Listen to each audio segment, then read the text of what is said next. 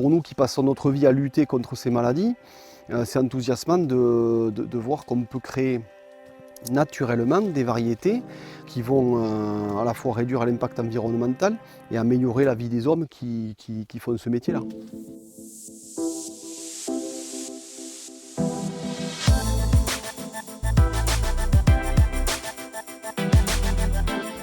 Comment les viticulteurs peuvent-ils mieux s'appuyer sur la nature pour limiter l'utilisation d'intrants chimiques et produire autrement? C'est la question que se sont posées Sébastien et Fabrice du côté de Monin, dans les Pyrénées-Atlantiques.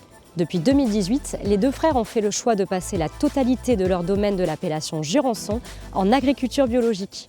Sur le papier, cela peut paraître simple, mais la réalité est plus compliquée. Car pour se convertir en bio, il ne suffit pas de supprimer les produits phytosanitaires.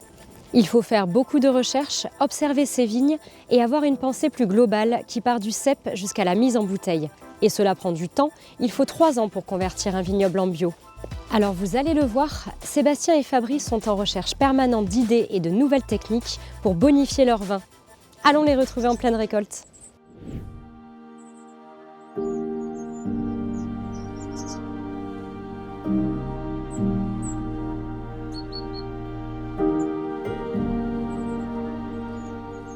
La récolte, c'est le meilleur moment de l'année. C'est l'aboutissement. C'est l'aboutissement du travail, des efforts. On a les montagnes en toile de fond, on a ces vignes qu'on voit tous les jours quand on se lève le matin. Tout notre travail, c'est d'essayer de trouver à quel endroit il faut mettre telle ou telle variété en fonction du terroir, du sol et surtout de l'évolution du climat. Bon, on a la chance d'avoir un patrimoine derrière nous avec des vieilles vignes qui ont été plantées par notre grand-père. Puis derrière nous, on essaye d'évoluer aussi avec l'évolution climatique et l'évolution des mœurs pour trouver des variétés encore mieux adaptées.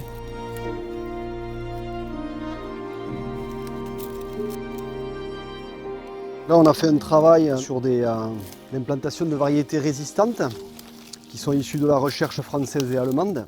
C'est un croisement entre une vigne asiatique ou américaine qui porte des gènes de résistance puisque c'est des continents où le mildiou existe depuis toujours. Et donc ces vignes-là se sont adaptées. Et donc ces vignes-là, on les croise avec des variétés européennes. On va faire des semis de pépins. Et petit à petit, on va écarter tous les caractères marqués par la variété américaine ou asiatique pour finalement n'avoir que la variété européenne à 99%, le 1% restant portant les gènes de résistance.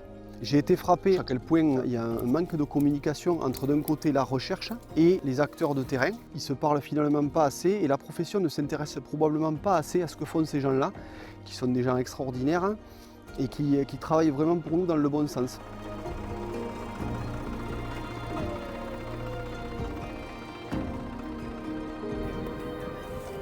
C'est un métier où il y a de l'anxiété.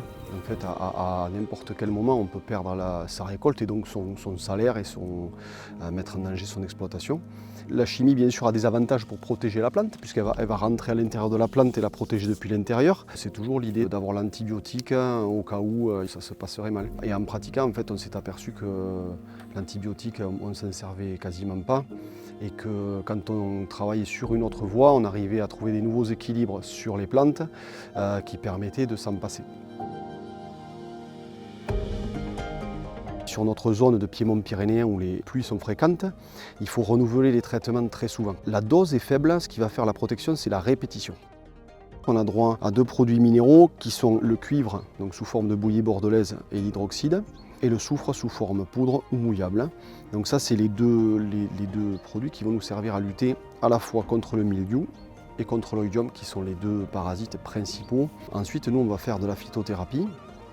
C'est-à-dire qu'on va utiliser sur différents moments de l'année des plantes qui ont des qualités pour aider la plante à se protéger, pour la stimuler, pour la déstresser, suivant les aléas climatiques qui sont de plus en plus marqués. On a 7-8 plantes qu'on connaît, qu'on comprend et donc qu'on utilise plutôt régulièrement pour pallier à tel ou tel problème. En termes d'épanouissement personnel, c'est plus sympa que de travailler avec des bidons de produits chimiques.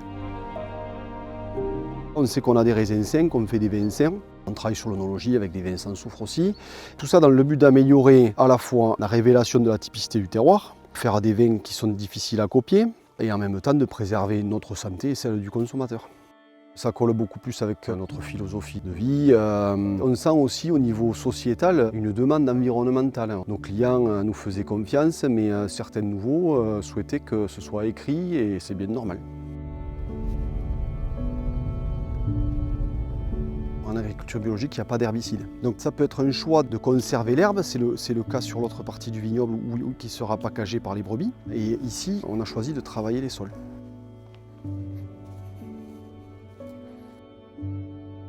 On travaille un fond sur deux, c'est-à-dire qu'on laisse une partie enherbée et l'autre partie est travaillée.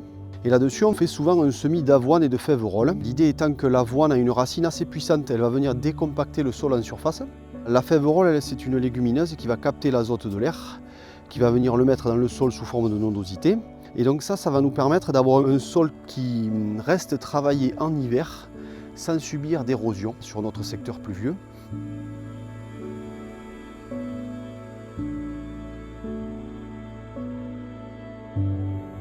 Ici, on a mis en place un système de paillage. C'est un système de bâche qui va permettre de diminuer la concurrence entre le jeune plant de vigne et l'herbe. Ça permet d'éviter le travail du sol, qui est toujours très contraignant sur une jeune plantation. Ça évite l'évaporation, donc la perte de l'humidité qui va rester dédiée à l'alimentation du jeune plant. Et on voit qu'on a des plants qui sont vigoureux. Voilà, la vigne était dans sa 3e année. La bâche est toujours là et elle a tenu encore son rôle cette année en atténuant. Alors comme elle est biodégradable, elle s'abîme à mesure et l'herbe commence à refaire surface par endroits. Mais partout où la bâche est intacte, en fait, l'herbe ne pousse pas. Voilà, ici on a une zone où on voit que la bâche est préservée, l'herbe ne pousse pas. On voit ici un paillage qui a maintenant plus de 36 mois. Et donc on voit la terre réapparaître. Et la bâche se met en petit confetti et elle est intégrée au sol. La vigne a 4 ans, le tronc est formé, elle a un système racinaire plus important aussi. Donc elle va subir la concurrence de l'herbe, mais elle est déjà mieux préparée. Ces bâches, elles coûtent plutôt plus cher que les bâches qui ne se dégradent pas. C'est un objectif, puisque en même temps, quand vous installez un vignoble, vous savez que c'est coûteux. Et donc il faut réussir ça. Si vous devez avoir des difficultés à installer votre plantation, la vigne sera faiblarde et à terme, vous n'aurez pas le résultat espéré.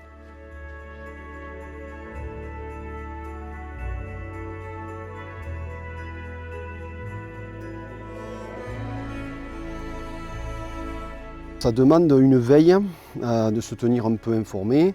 Ça demande d'avoir de l'échange avec des collègues qui sont plus avancés que nous. Il faut la volonté de le faire. Et après, il faut essayer de mettre en place de façon efficace une méthode pour que ça puisse rentrer dans les journées de travail sans que ce soit un poids. L'histoire, c'est d'essayer d'avoir suffisamment de rendement, parce que c'est quand même le premier levier pour tenir la baraque au niveau économique. Donc aujourd'hui, la vigne fonctionne sur un mode qui est différent et on voit des parcelles revivre et ça se mesure sur le rendement. Notamment des parcelles où certains travaux du sol ont réussi à remettre bien en route l'alimentation de la vigne de façon organique grâce au travail de la vie du sol. On n'obtiendra jamais les rendements qu'on peut faire en poussant au maximum la chimie, mais bon, peu importe, ce qu'il faut, c'est qu'on ait suffisamment de rendement pour tourner, payer nos charges, nos salaires, voilà, ça nous ira bien. Vous l'avez vu, Sébastien et Fabrice n'obtiendront jamais les mêmes rendements en agriculture biologique que s'ils utilisaient des intrants chimiques. Et pourtant, ils ont fait le choix d'une production différente et labellisée bio. Pour trouver un équilibre économique, ils peuvent compter sur un prix de vente supérieur de leur vin, ce qui est loin de dissuader les amateurs de vin qui en redemandent. En France, la vente de vin biologique a doublé en moins de 10 ans. À consommer bien sûr, avec modération.